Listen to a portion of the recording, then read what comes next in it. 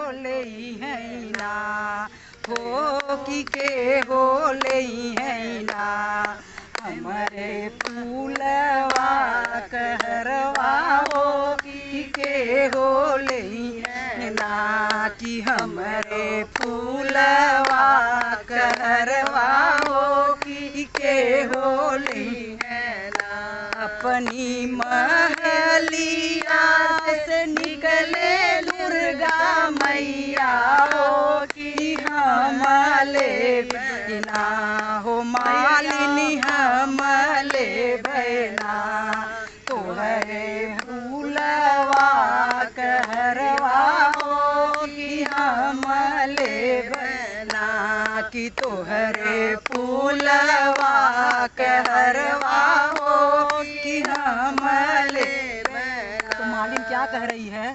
तू तजे बसलू मैया ऊंचे हो पहाड़वा हो कि के हो दे है ना मैया के हो दे है ना हमारे फूलवा कदमवा हो कि के हो दे है ना हमारे फूलवा कदमवा हो कि के हो दी है ना। माता रानी क्या कह रही हैं?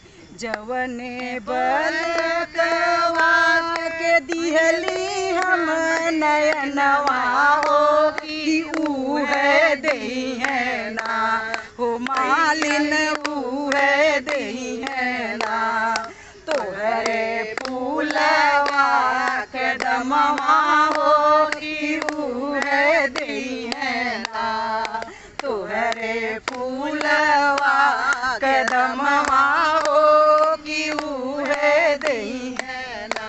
गलियां की गलियां घूमे ले पंडितवा हो कि के हो सुनी है ना हो कि के हो सुनी है ना हमारे बेदवा कपटवा हो कि के हो सुनी है ना।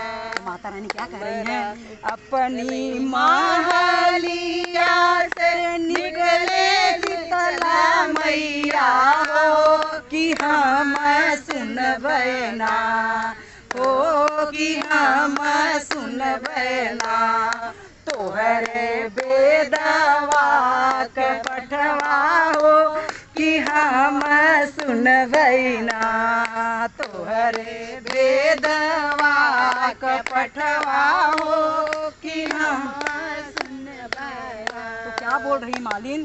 तू तजे बसलू मैया ऊंचे हो पहाड़वा हो कि के हो दे है ना हो कि के हो दे है ना हमारे पटवा कदमवा हो कि के हो दे है ना हमारे पटवा